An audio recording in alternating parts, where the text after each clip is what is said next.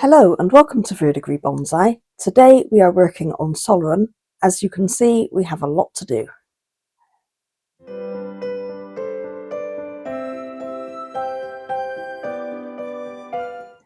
Okay, so the first task is to remove those old needles. Now, Solaran was very stressed last year, so most of those old needles stand out because they're just solid dark green. They all need to be removed so that we can actually see what we're doing when it comes to removing new growth from the past growing season. We don't want too many branches coming from one point.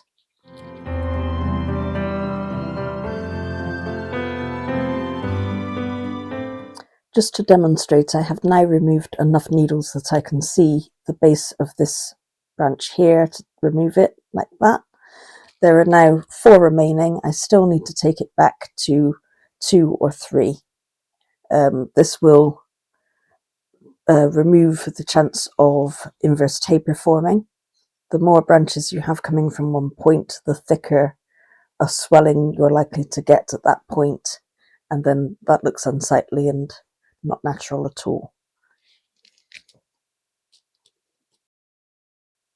Now, while we're on the subject of inverse taper, I have spotted a problem here.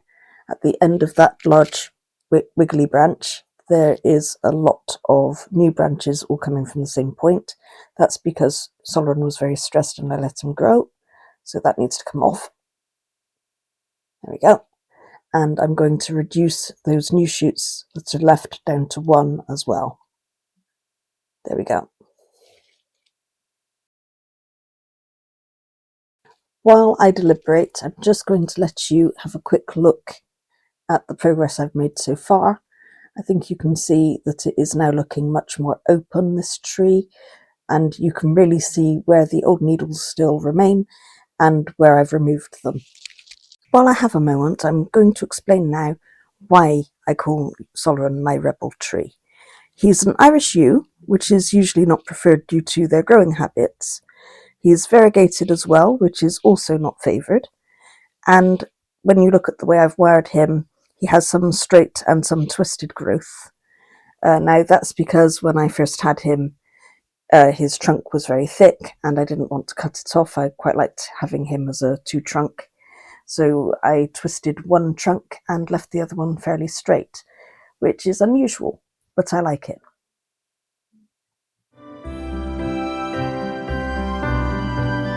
Onto the wiring now. I've just completed a guy wire there. I will do another one in a moment up close so that you'll get to see it properly. But for the moment, I'm just going to do the branch wiring with the usual 2-branch principle. I do have a bit of a story about the 2-branch principle. The first time I ever did it, I wired 2 branches to each other and they wouldn't move independently of each other. I'd bend one into shape and the other one would move. And then I'd bend that one back to where it should be and the first one would move back.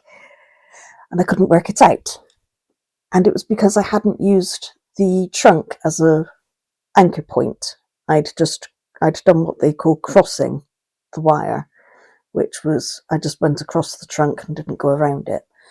So that's a lesson learned. Always remember, as I'm doing here, to go around that trunk and make sure that that wire is properly anchored between the 2 branches. The reason I'm wiring all of these branches is because I do need them all to go downwards. Some of them have stayed in shape. In fact, most of them have wired very well, considering this is a tree that likes to grow strictly upright. It isn't like the English yews that like to spread out. This one likes to go straight up with lots of branches and trunks all going upwards. So this one has held its shape really very well, but I just want those branches to go downwards a little bit more and really give the illusion of age. So that's what we're doing now. I tend to show all or most of my wiring because I shape my branches as I go, which makes it very difficult to edit later. Also, I do use this wire for the purpose of filming because it shows up so well on the camera. As you can see now, I'm just bending those branches down into a better shape. They are growing outwards a bit straight. There we go, let's bring that one down. And then I'm just going to put a loose coil at the end of that wire. That's where you pretend that the branch is thicker than it really is, and then it won't cut in and damage those new shoots, that new growth. So that's that.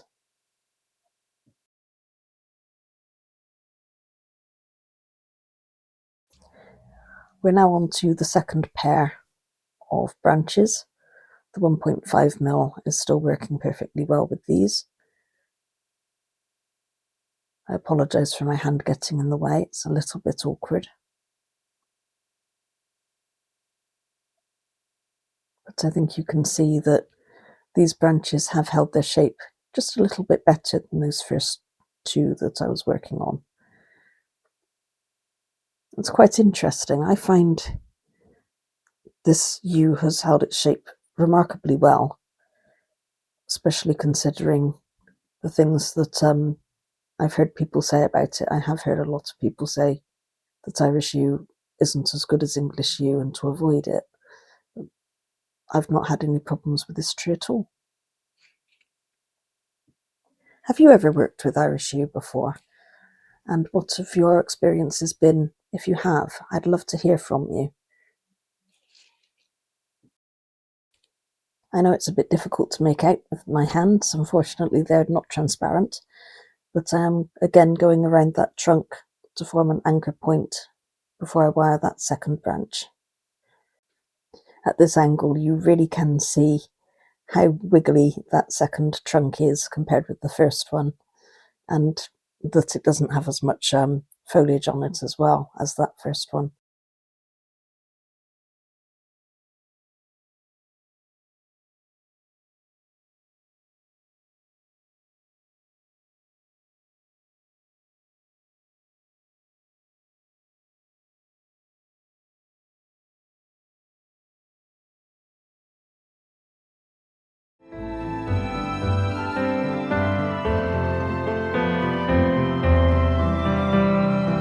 As promised, here's the second guy wire.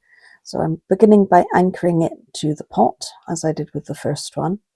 And now I'm just popping on a bit of aquarium tubing.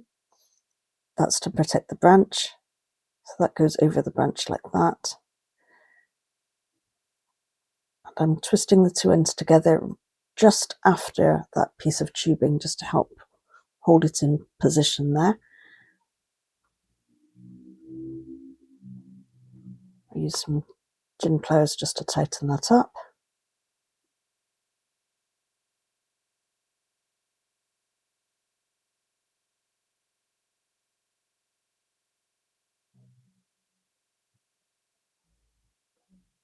And once I'm happy, I'll tighten that as I tighten the other one.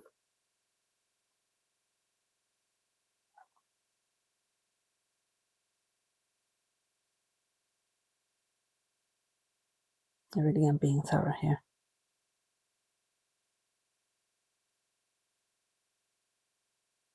And that's because I want to remove those ends so they don't poke in anybody. And then once you've done that, you can take a thicker piece of wire or a chopstick, whatever you have to hand, and hopefully not drop it. And then you can tighten the guy wire a little bit more to bring that branch down further. It just gives you a little bit more control.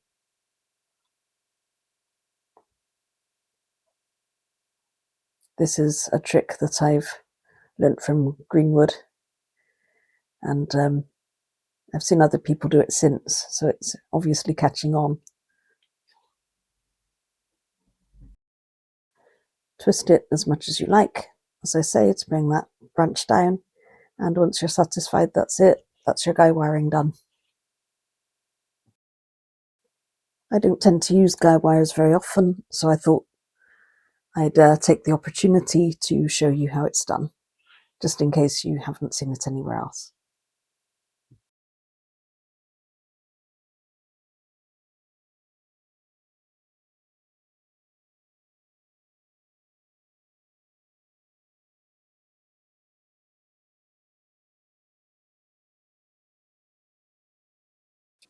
I am treating you to a take two here. I started wiring and it didn't go quite right, so I'm redoing it now. That's why the wire looks a little bit odd.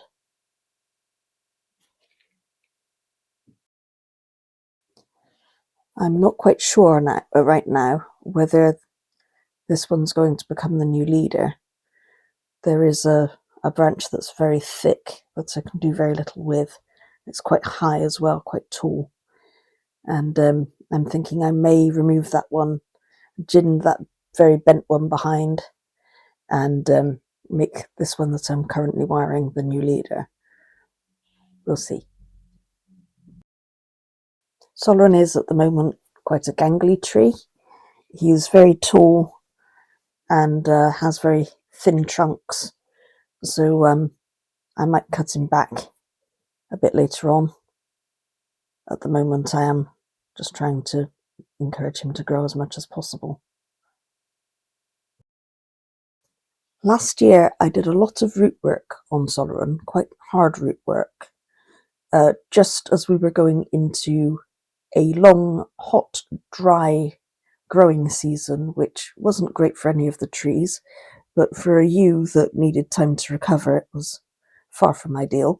So he sulked and became very stressed, which is why his old growth was so green and not variegated.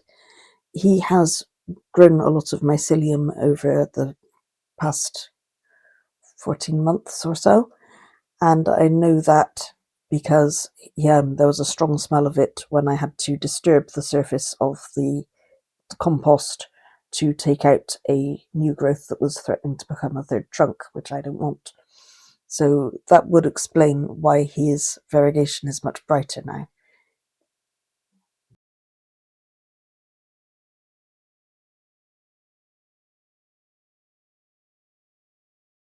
I'm just going to wire the remainder of these branches, and then I think I will show Solaran up against the brick wall of the house so that you can see more of his silhouette and hopefully appreciate the amount of work that was done on this tree.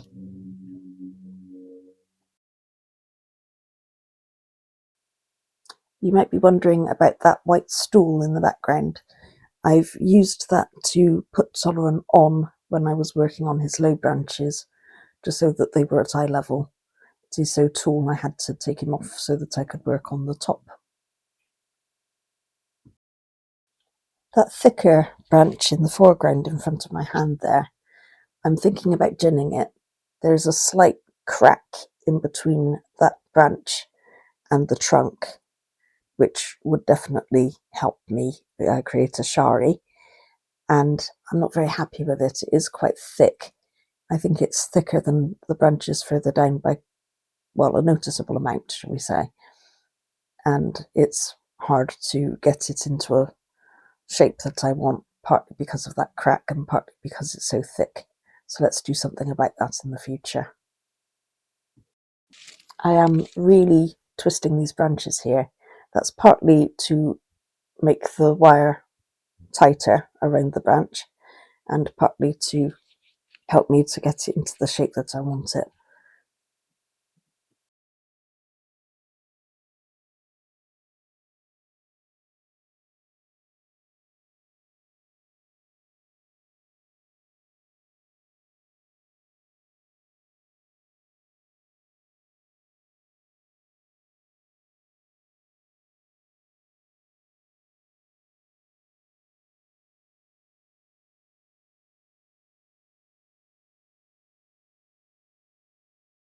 No matter what I do with this branch, I just can't seem to get it into a shape that I like. Not quite sure at the moment what the answer to that is. This branch that I'm handling now, that's the one that I'm thinking about ginning. It, as I say, it is very thick compared with some of the others, and I just don't think there's a lot I can do with it that will improve it, and it's not really doing anything for the silhouette right now.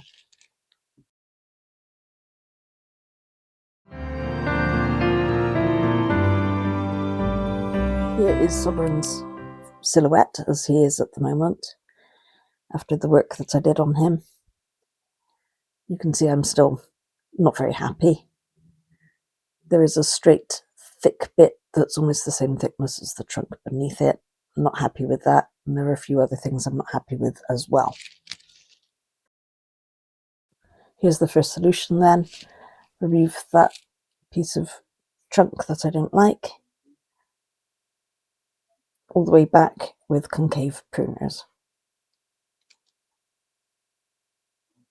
So once I've done that, all I will need to do then is make a new leader from one of those remaining branches, not the one I'm going to gin, and that will be that. So I hope you've enjoyed today's video. Please like and subscribe if you have. Please remember that keeping your trees alive and thriving is the most important thing, and everything else is just adventure.